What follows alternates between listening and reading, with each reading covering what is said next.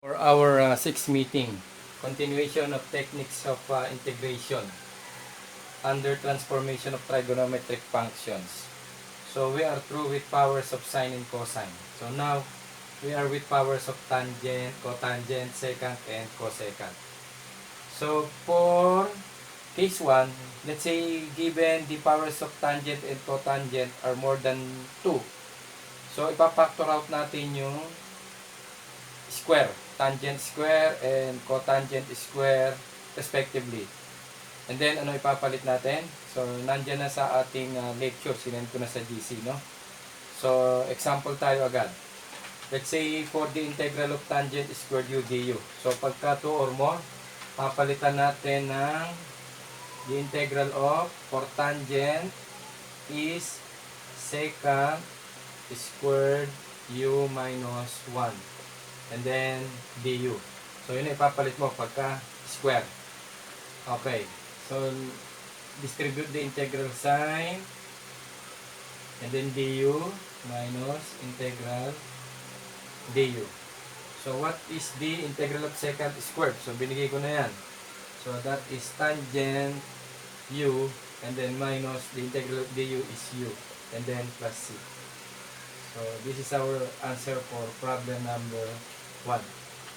For problem number 2, the given is the integral of cotangent squared x dx. Papalitan naman ito ng for cotangent is cosecant squared u minus 1. Of course, this is not u, this is x. And then dx, because that is the variable of integration. Next, distribute the integral sign x dx minus the integral of dx. So the integral of cosecant squared is negative cotangent x and then minus x and then plus c. Okay. So that is our answer in problem number 2. Next, for problem number 3, the integral of tangent cube x dx. So we will replace this by the integral of tangent squared x times tangent x and then dx.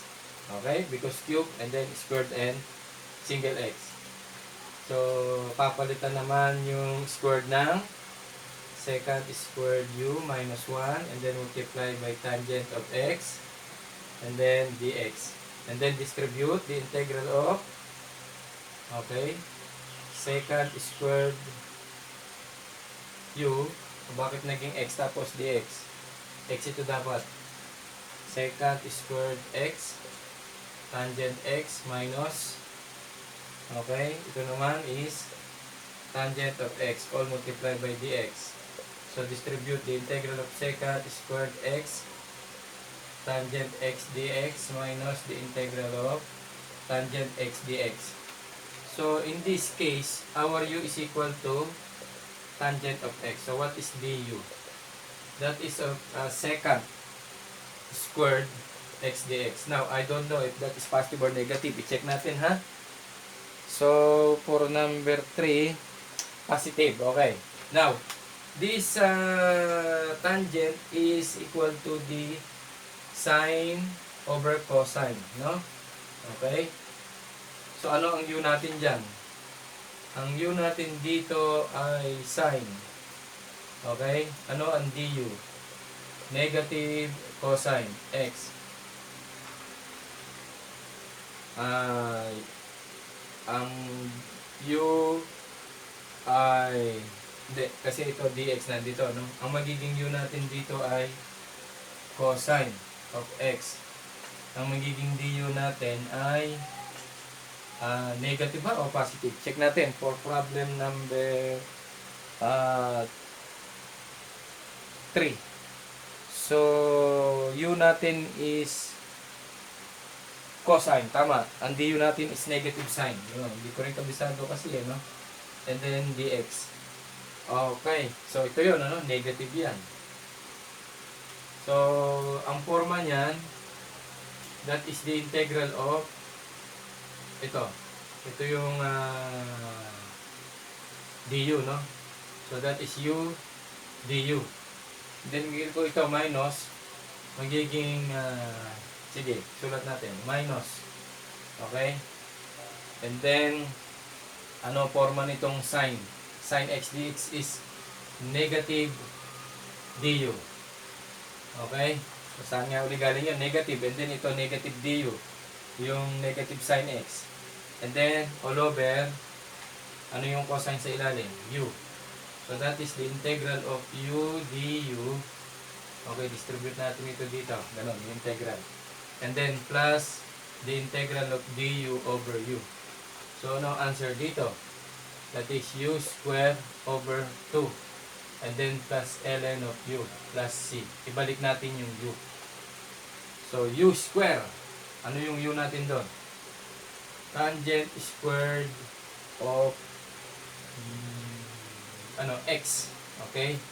All over 2 plus ln of cosine of x plus c. So, ito yung answer natin sa problem number 3.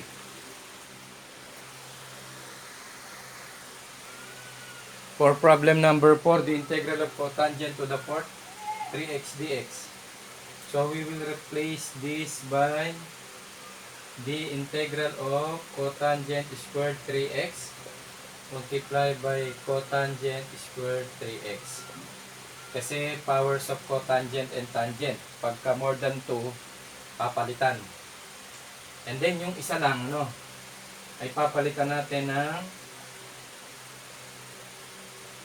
ano ipapalit pagka cotangent? Hindi ko kabisado. That is cosecant squared. Cosecant squared u minus 1 for dx. So, equals the integral of cotangent squared 3x.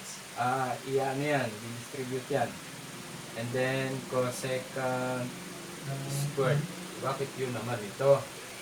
Hindi u. Kung hindi 3x minus 1 and then dx. Kasi yun ang pinaka-u natin, ano? So, cotangent 3x and then cosecant squared 3x. And then minus, ito naman, cotangent squared 3x. All multiplied by dx. So, pwede na ba yung distribute? Okay, so we have the integral of cotangent squared 3x cosecant squared 3x minus the integral of cotangent squared 3x and then dx. So, hindi pa yan tapos, ano? Pagka na ganitong do, ibig sabihin, yun din yung sinulat ko. Minus, papalitan muli ito ng integral of pagka cotangent cosecant squared 3x minus 1 and then dx. Basta may lumalabas na even doon, ano? Ipapalitan nyo tuloy-tuloy.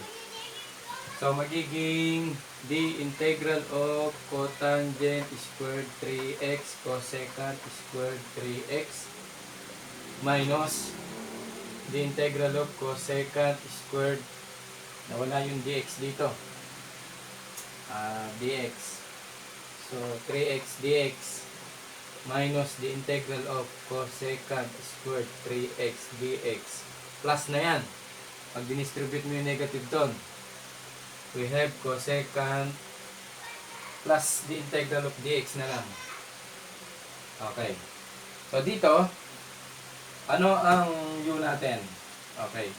Ang u natin dito ay cotangent. Ang cotangent, 3x. Ano ang du natin? Sa first term yun, ha? Okay. So, double check natin. For problem number 4, ang u natin ay cotangent. Tama. So, ang du natin ay, of course, we have 3 dahil doon. At ano ang derivative ng cotangent? That is cosecant. Cosecant squared and then 3x dx. Nandun ba? Nandoon. So we have du over 3 is equal to cosecant squared 3x dx. So ano forma pala nitong una? Ang forma niyan ay the integral of u squared and then times du over 3. So ano ang answer niyan? 1/3 and then u cube over 3. And that is 1 all over 9 u cube for first term. Now, for second term, ano ang u na, pero ito nasagutan na natin to di ba? Ano ang integral ng cosecant? Ayan, ang integral ng cosecant ay negative cotangent. So, kaya lang may 3x ka doon. So, that is, ang u mo dito ay 3x. Diba? Ang u mo ay 3x dx. Ano ang du? That is 3 dx. Kaya du over 3 ay dx na yun. So, we have, sa second term, ay minus the integral of cosecant squared and then u and then times du over 3. So that is negative 1/3 the integral of cosecant squared u du is equal to negative 1/3. Ano ang integral ng cosecant squared? That is negative cotangent. Okay? Ano yung u mo? 3x. Okay? So magiging positive na yan. So magiging final answer is 1 all over 9. Ano ang u natin? Ang u natin kanina ay cotangent. Okay? And then cube 3x over, okay, lahat na, ilagay na ganon. 1 over 9, sige. 1 all over 9 cotangent cube 3x. Sa pangalawang term is plus na. 1/3 cotangent 3x. Okay? And then sa pangatlo, plus dx plus x. So pwede ring cotangent cube 3x over 9 plus cotangent 3x over 3 plus x plus c. Check natin. So, negative ang sagot dito. Bakit negative? Kasi ang derivative ng cotangent, ang derivative, tama ba yan? Ang derivative ng cotangent ay negative. Ang derivative ng cotangent ay negative. Wait lang, check natin. Tama guys, ang derivative ng cotangent ay negative. Sinulat ko din dyan sa lecture natin. Kaya ito ay negative. Kaya ito ay negative. So, ito ay magiging negative. So, yan ang answer natin. Okay. Problem number 4. For problem number 4, the integral of tangent to the fifth x dx. So, the integral of tangent squared x multiplied by tangent cube x and then dx. So, papalitan yung tangent ng replace tangent by secant squared x minus 1 and then tangent cube x then dx. I-distribute secant squared x tangent cube x dx and then minus the integral of tangent cube x dx. Ano ang u natin dito? Tangent, di ba? Ang derivative natin ay tangent. Ano ang du? Ang derivative ng tangent ay secant. So, check natin. Okay, tama. Positive, ano? Ako, hindi ko nga kabisado yun eh. Hindi ko naman pinapakabisado sa inyo, di ba? So, we have, ang forma dito ay the integral of u cube. O, bakit? Ayun ang ano, yung du. O, so, u cube du. Eh dito, oy, natatandaan nyo ba? Recall, sinagutan natin to kanina. This is problem number 3, no? Ang integral ng tangent cube x dx is equal to, ano sagot natin dyan? For number 3 ay tangent squared x over 2 and then plus ln of cosine of x and then plus c. Yan ang problem number 3. Recall. From problem number 3. Yan. So, kung yan ang sagot niyan, didugtong natin dito, minus tangent squared x over 2 plus ln of cosine of x plus c. Okay? So, ang sagot dito ay u to the 4th over 4. Okay? So, isalpak na natin lahat yan. So, magiging answer dito, ano yung u natin? Tangent to the 4th x over 4 minus tangent squared x over 2 or 1/2 and then minus ln of cosine of x and then plus c. Yung negative saka ano, basta constant yung c plus lagi yun, ano, kahit may minus doon. So ito yung final answer natin. So let's check for problem number 5. Tangent to the 4th x over 4 minus tangent squared and then minus. Tama. Okay. So minus nga ba yung ln na yun? Tama. Okay. That is problem number 5 yan guys. 5 na, no? Okay. To continue, transformation of trigonometric functions under techniques of integration, powers of tangent, cotangent, secant, and cosecant is case 2. So for case 2, we have the integral of tangent raised to mu, secant raised to n, secant raised to u du, and for the integral of cotangent raised to m u, cosecant raised to n u du. And for the integral of secant and cosecant raised to nu du. So, meaning magkasama na yung tangent, secant, cotangent, cosecant, at saka secant and cosecant alone. So, if m, n, or n are more than 1, so factor out secant squared u or cosecant squared u. So, magpa-factor tayo ng dalawa. And replace by tangent squared u plus 1 and cotangent squared u plus 1 respectively. So, for secant squared, ang i-replace natin ay 1 plus tangent squared x.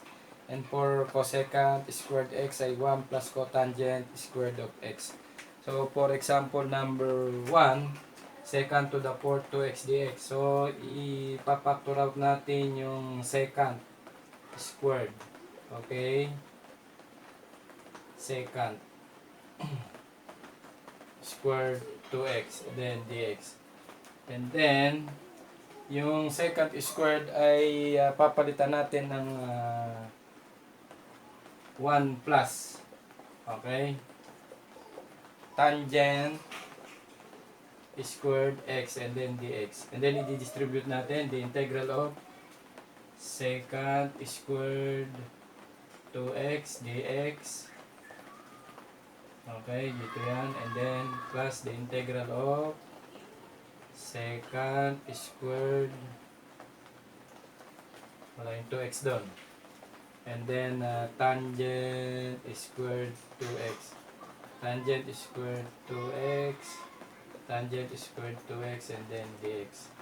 So here, ang u natin ay 2x, and du natin ay 2dx. So dx over, so du over 2 ay equal to dx. So this is now the integral of secant squared times du over 2, or that is 1/2 the integral of secant squared u. Okay? And then dito sa right side, ang u natin ay tangent squared 2x. Ano ang du? 2, ang u natin ay tangent lang. Ano ang du? Secant squared 2x dx. So check natin kung positive or negative yan ha. For problem number 1, positive. So du over 2 is equal to secant squared 2x dx. So ang forma nito ay integral. Okay, for this u square, and then for secant squared 2x dx ay du over 2. So this is plus the integral of 1/2 or plus 1/2 integral of u square. Okay? So ano ang answer dyan? Ano integral ng secant? Ang integral ng secant ay tangent. No? I-check natin. Ang integral ng secant ay tangent. Tama. So that is 1/2 tangent u plus 1/2 u cube over 3. Then plus c. Then ibabalik natin. 1/2 tangent. Ano yung u natin? 2x. And then plus 1 over 6. Ano yung u natin dito? 1 over 6 dahil 2 times 3. And then tangent cube. And then 2x plus c. Or that is tangent 2x over 2 plus tangent cube 2x over 6 plus c. So ito or ito, yan ang ating final answer. That is for problem number 1, case 2. For problem number 2, the integral of cosecant raised to 6x dx. So under case 2, pag powers of secant cosecant, ipapactor out ang square. So cosecant squared x, ano matitira doon? Cosecant to the 4th x, then dx. So rewrite the integral of cosecant squared x. Okay, pagka even yan ha, case 2. So ang cosecant squared ay papalitan ng cosecant squared ay 1 plus cotangent squared x. Guys, hindi ito yon kasi yan ang multiplier natin. Ito, change to the 4th yan, i-square mo to. Okay, and then expand natin. So, rewrite first term, and then expand second term, square of binomial. 1 plus 2 cotangent squared x, and then plus. Okay, this is cotangent to the 4th x, and then dx. And then multiply cosecant squared x plus cosecant squared x. Okay, yung 2 labas.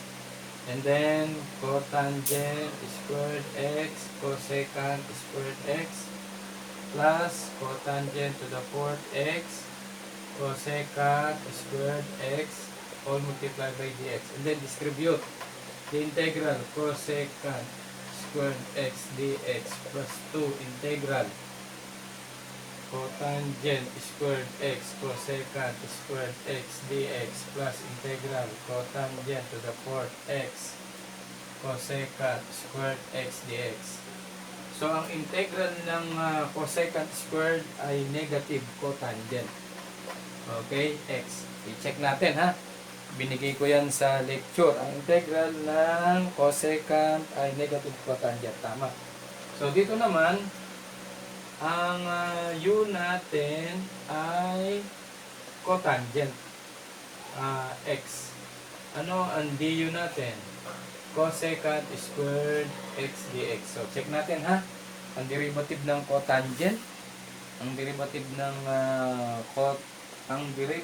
cotangent ay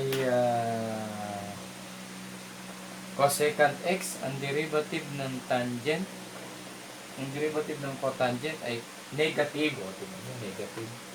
So, that is negative. Hindi ko nga kabisado yan eh, no? So, this is power formula. So, plus 2 the integral of u square times negative du yan. Okay, di ba? Oh. And then dito, ganun din, ano? U is equal to cotangent x. Ano ang du? Negative cosecant squared x dx. So this is the integral of u to the 4 times negative du. So ang answer lahat nito, ha, yung pagsasama-samahin natin ay negative cotangent of x plus 2u cube over 3 may minus, okay, and then again minus u to the 5th over 5, and then plus c. So we have negative cotangent of x minus 2/3. Ano ang u doon? Cotangent cube x minus 1/5 cotangent to the 5th x plus c. Yan ang answer natin sa problem number 2. Let's check kung tama. Negative cotangent x minus 2/3 cotangent cube minus 1/5. Tama. Problem number 3. Under case 2, the integral of tangent cube 3x secant to the 4th 3x dx. So rewrite as integral tangent cube 3x multiply by secant squared 3x and then secant squared 3x. So pagka ang power ng secant tangent magkasama or kaya ng secant cosecant o kaya ng cotangent cosecant ay isang even, ipapactor out mo yung square, no? For secant and for cosecant. So equals, we have here tangent cube 3x, papalitan yung secant squared ng hindi kabisado 1 plus tangent squared 3x and then secant squared 3x dx. Yun ang pinalitan natin. Yung dita, pwede rin ito, no? Tapos multiply natin. So we have the integral of tangent cube plus tangent to the 5th of, nakalimutan ng 3x for first term plus tangent to the 5th 3x and then secant squared 3x dx. And then multiply lahat ito, dalawang term yan. We have the integral for first term tangent cube 3x secant squared 3x for second term plus tangent to the 5th 3x secant 3x all multiplied by dx. Distribute the integral of tangent cube 3x secant squared 3x dx plus the integral tangent to the 5th 3x secant 3x dx. Okay, ano ang u natin dyan? Parehas yan, 3x. Ano du? 3 dx. Okay, or may 1/3 ka doon, okay na yon. Ang u na lang natin dito ay tangent. Okay, ano ang du? Parang chain rule ito, no? Ang du ay secant squared. Okay, ang u ay tangent 3x. Ano ang du? 3. Okay, secant squared 3x dx. Parehas yan, ha? Kaya ang du over 3 ay equal sa secant squared 3x dx. Check natin kung ang derivative nga ng tangent ay secant squared. Ang derivative ng tangent ay secant squared. Tama. Okay. So, ang forma niyan ay sa first term, we have the integral of u cubed times 1/3. Oh, alam mo na yon, du over 3. Yun yung secant squared. Yun. Okay. And then sa pangalawa is plus. Okay, 1/3 du equals plus the integral of u to the 5th times 1/3. And then du. So equals u 1/3 u to the 4 over 4 plus 1/3 u to the 5th over 5 plus c. So equals, ano yung u natin? Tangent to the 4th 3x over 12 plus tangent of, kung ito ay integral of u to the 5, that is 6. Okay? This is over 6. Ito ay 3, kaya naging 4. Power formula. 6, 3x over 18 plus c. So, yan ang answer natin sa problem number 3 under case 2. Problem number 3 under case 2. Okay? Tama. For case number 3, guys, if given yung powers ng tangent, secant, at saka cotangent, cosecant ay add, ano gagawin? Magpa-factor out ng isang tangent, ng isang tangent, secant, at saka isang cotangent, cosecant. Okay? And then, magre-replace tayo ng cotangent squared x ng cosecant squared x, at pagka sa tangent ay secant squared x minus 1. So, for problem number 1, ito, sinulat ko na kasi kumakain ng maraming data, i-explain ko na lang. Okay? For given, cotangent cube x cosecant to the 5th x dx. So, ano ginawa? Nag-factor out ng isang cotangent cosecant. Pagka cotangent cosecant, pagka tangent secant, magpa-factor out ng isang tangent, isang secant. So, ang matitira dyan, minus 1 parehas, di ba? Okay. Tapos, itong cotangent squared x, papalitan ng cosecant squared x minus 1. Kung tangent yan, papalitan ng secant squared x minus 1. So, ito, sa substitute ng ganito. Ito pa rin yun. Okay, ito pa rin yun. Tapos, mumultiply natin. Saan natin mumultiply? Ito.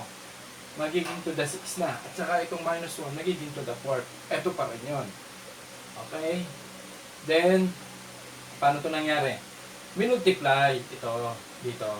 Okay? Huwag mong pagsasamahin yung cosecant to the 6, 7. Ganon, So, basta ito, nandyan pa rin yan. Cosecant to the 6, tapos minus ito.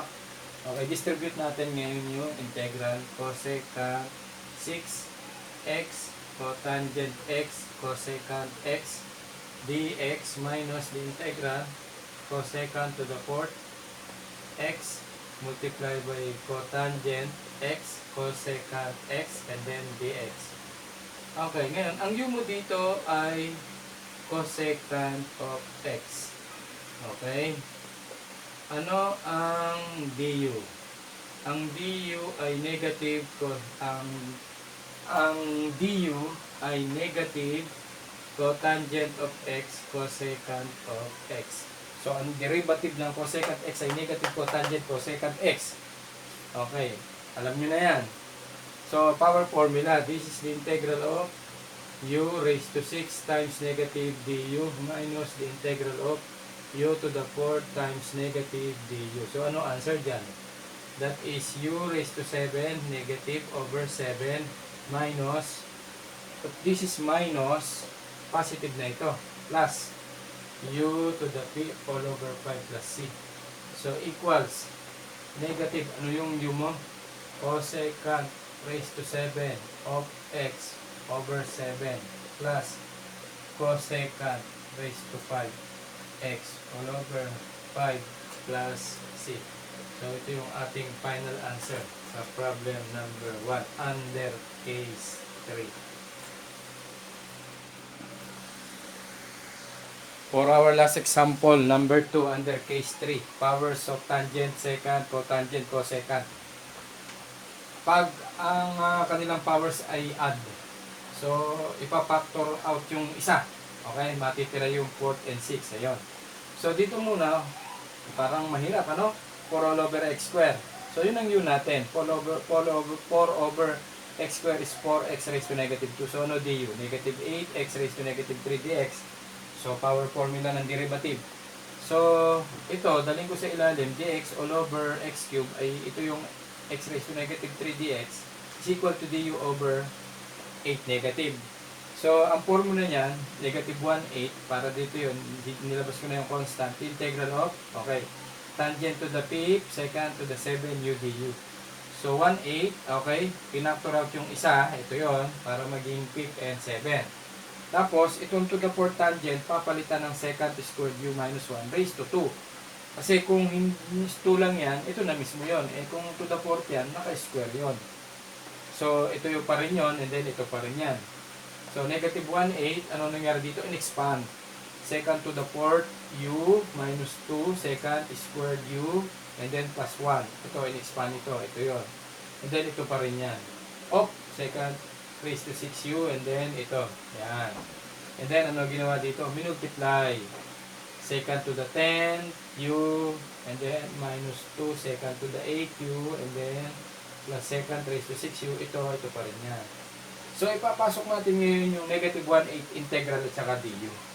So, ang magiging itsura niyan ngayon ay negative 1/8 integral of second to the 10 u tangent u second u tapos du.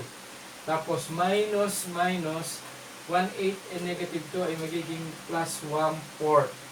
And then the integral of second raised to 6u, and then tangent u, second u, and then du.